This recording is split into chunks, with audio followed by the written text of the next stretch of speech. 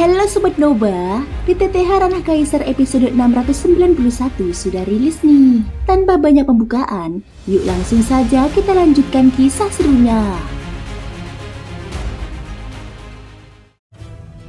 Di episode sebelumnya, Xiaoyan berusaha menyelidiki jiwa Zhan Zhao karena terkait dengan kelompok misterius klan Ximing. Namun tepat sebelum penyelidikan jiwa dimulai, Zhan Zhao melepaskan kekuatan tersembunyi, berubah menjadi kabut hitam, melukai Xuan Huang, menghancurkan segel, lalu melarikan diri tanpa meninggalkan jejak. Hal ini membuat Xiaoyan semakin yakin bahwa Zhan Zhao memiliki kaitan erat dengan Ximing. Dalam kekacauan itu, Gao Yan merasakan bahwa bagian tubuhnya yang hilang pernah berada di tempat tersebut, menandakan bahwa Ximing telah memindahkannya atau menyegelnya. Jika tubuhnya ditemukan, dia mengaku memiliki cara untuk menghadapi Ximing sepenuhnya.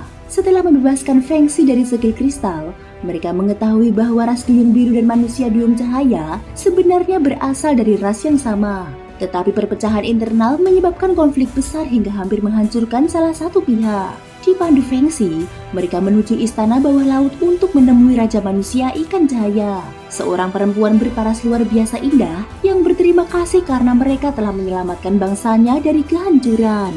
Feng Xi juga menaklukkan tangan dengan sopan, sikapnya lembut dan penuh etika. Penampilannya yang anggun membuat siapapun yang melihatnya merasa luluh. Terlebih lagi, sang putri duyung tampak tidak berada dalam kondisi baik. Wajahnya menunjukkan kelemahan yang menimbulkan rasa iba. Feng Xi mengatakan, putri tidak perlu bersikap terlalu sungkan. Wanita itu menjawab dengan suara halus dan lembut, seindah posturnya sendiri. Kalian datang ke lautan mimpi. Ada keperluan apa? Jika aku dan leluhurku mampu memberikan pertolongan, kami tidak akan menolak. Feng Xi menatapnya, lalu bertanya dengan raut bingung. Aku mengingat bahwa ras duyung biru adalah para ahli penguatan tubuh. Mereka tidak dikenal sebagai ras yang gemar kekerasan. Mengapa tiba-tiba menjadi seperti ini? Putri duyung menggeleng perlahan. Aku juga tidak tahu. Meskipun kami berasal dari satu ras, kami sudah ratusan tahun tidak menjalin hubungan. Namun kini, mereka tiba-tiba menyerang. Xuan Huang terdiam sejenak sebelum akhirnya bertanya. Dia tidak mampu menahan rasa penasarannya. Bagaimana dengan ayahmu? Begitu pertanyaan itu keluar, bibir Putri Duyung langsung melengkung turun. Ekspresinya hancur.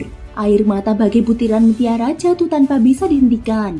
Ayah menghilang. Dia tidak ada lagi. Tangisnya pecah tanpa dapat dihentikan. Xuan Huang tampak canggung menghadapi kesedihan sedalam itu. Jika ayahmu menghilang, bisakah kamu menjelaskan lebih rinci? Mungkin kami dapat membantu. Xuan Huang begitu gugup melihatnya menangis. Tidak tahu harus bagaimana. Sang putri menyeka air mata, namun dadanya tetap bergetar menahan duka. Aku tidak tahu, ratusan tahun lalu, ayahanda tiba-tiba menghilang tanpa jejak. Xiaoyan kemudian membuka suara.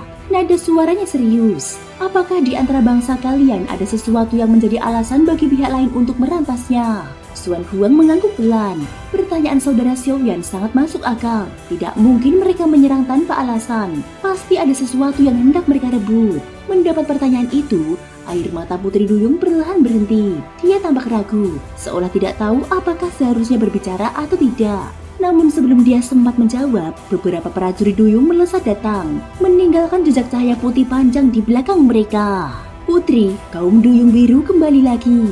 Para prajurit itu memberi hormat, melaporkan dengan suara tegang. Seluruh prajurit ras duyung cahaya telah dikerahkan. Banyak di antara mereka terluka, namun tidak ada yang menyerah. Ketika ancaman pemusnahan menyapa sebuah ras, mereka akan mempertaruhkan segalanya untuk melawan balik. Di dunia Sanhai terdapat banyak sekali ras yang berjuang untuk bertahan hidup. Tidak seperti manusia. Mereka bergantung pada persatuan, bukan kekuatan individu. Mereka benar kembali. Bahwa aku menemui mereka. Xuan Huang mendengus dingin, namun Xiaoyan justru mengernyit. Ini tidak sederhana. Serangan mendadak mereka pasti punya tujuan jelas. Tatapan Xiaoyan kembali beralih kepada Putri Duyung. Jika kamu masih menyembunyikan sesuatu, maka tidak ada seorang pun yang bisa menyelamatkan ras kalian. Xuan Huang pun ikut menatap Putri Duyung. Putri Duyung akhirnya mengambil keputusan. Aku akan memberitahu. Ikutlah denganku. Dia menggerakkan ekornya dan meluncur dengan anggun menuju arah belakang istana bawah laut. Xiaoyan dan yang lain segera mengikutinya. Semakin jauh mereka menyusuri jalur itu, semakin gelap pencahayaan dan semakin lebat tanaman laut yang mereka lewati. Dari dalam jubah Xiaoyan, sosok Gao Yan melesat keluar dan hinggap di bahunya. Dia tampak sangat bersemangat. Aku merasakan sesuatu semakin dekat. Setelah menyingkap belukar rumput laut yang rapat, cahaya merah samar tampak berdenyut di antara bayangan. Di sana terdapat sebuah bola merah yang tidak sepenuhnya berwujud bulat. Permukaannya berdenyut seperti sedang mengandung sesuatu. Putri Duyung mengatakan, ayah sering datang ke sini.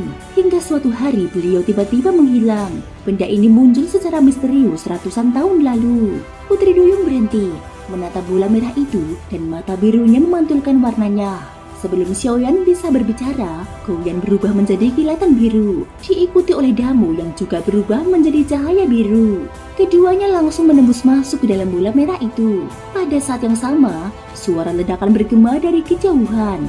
Di istana bawah laut, seluruh prajurit Duyung Cahaya mengaktifkan formasi pertahanan. Xiaoyan sendiri tidak mengetahui apa sebenarnya bola itu. Tetapi jika Gouyan sampai masuk ke dalamnya, pasti dia telah merasakan sesuatu. Celaka! Tanpa ayahanda, formasi ini tidak bisa bertahan lama. Putri Duyung berkata dengan cemas. Cahaya formasi bergetar hebat, menandakan serangan kuat dari luar. Xiaoyan, apa tindakan terbaik berikutnya? Xuan Huang tidak bertindak gegabah.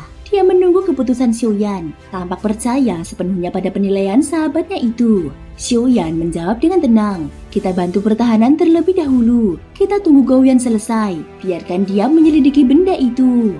Xuan Huang mengangguk tegas. Aku dan Feng Xi akan membantu menjaga perlindungan. Kami akan memberimu waktu. Mereka berdua melesat ke atas, meninggalkan jejak cahaya panjang. Sementara itu Putri menatap Xiaoyan, penuh kecemasan. Tuan, apa sebenarnya benda ini? Apakah kau mengetahui sesuatu? Xiaoyan memandangnya balik. Kau benar-benar tidak tahu apapun. Putri Duyung tertegun sebentar, lalu dia menggeleng. Dia sendiri tidak memahami benda merah itu, hanya tahu bahwa bangsa musuh tampak berusaha mendapatkannya. Bagi mereka, benda tersebut pasti membawa dampak besar. Ledakan kembali terdengar, formasi pertahanan bergetar semakin kuat. Putri Duyung gemetar, dari kejauhan tampak barisan besar kaum Duyung biru berjumlah sangat banyak. Formasi itu menerima hantaman lagi, kemudian runtuh. Ribuan Duyung biru menerobos masuk ke dalam. Xiaoyan merasakan sesuatu dalam radius persepsi kekuatan jiwanya. Sebuah aura kuat semakin mendekat dengan sangat cepat. Dia bergerak dan mengumpulkan kekuatan pada tinjunya, bersiap menghantam dengan satu pukulan penuh kekuatan. Begitu pukulannya melesat, seluruh rumput laut di sekitarnya hancur. Dari kejauhan, kekuatan lain menyerang balik, bertabrakan dengan kekuatan Xiaoyan. Sungguh aku kira engkau melarikan diri. Tampaknya benda ini sangat berarti bagimu, ucap Xiaoyan dengan dingin ketika melihat sosok yang muncul dari balik gelap lautan. Dialah Raja Duyung Biru bernama Shen Chao. Seorang manusia dari luar seperti dirimu masih ingin mengancamku? Tanpa bantuan Xuan Huang, kau bukan tandingan bagi Raja. Shen Chao mendengus dingin. Dari kejauhan, tampak Xuan Huang dan Feng Xi terhalang oleh kekuatan yang tidak mereka kenal. Kekuatan Shen Chao meningkat tajam. Dia menggenggam trisula hitam, mengarahkannya ke Xiaoyan. Xiaoyan sedikit menoleh. Jarak mereka terlalu dekat dengan bola merah. Prioritas utamanya adalah melindungi benda itu terlebih dahulu. Sebuah kitab hitam muncul di tangan Xiaoyan. Dengan satu gerakan hati, kitab itu terbang menuju bola merah dan berubah menjadi penghalang kuat yang menutupinya rapat. Raja Tianzeng, pastikan tidak ada yang melarikan diri. Jika kita menangkap satu saja, kita bisa menemukan petunjuk tentang fase sakral reinkarnasi itu. Xiaoyan mengirim pesan melalui suara jiwa. Thank you guys sudah mendengarkan ceritaku di episode kali ini sampai akhir. Ikutin terus kelanjutan episode berikutnya ya. Terima kasih buat kalian semua yang udah subscribe, like, dan komennya. Semoga hari kalian menyenangkan. Sampai jumpa dan bye-bye.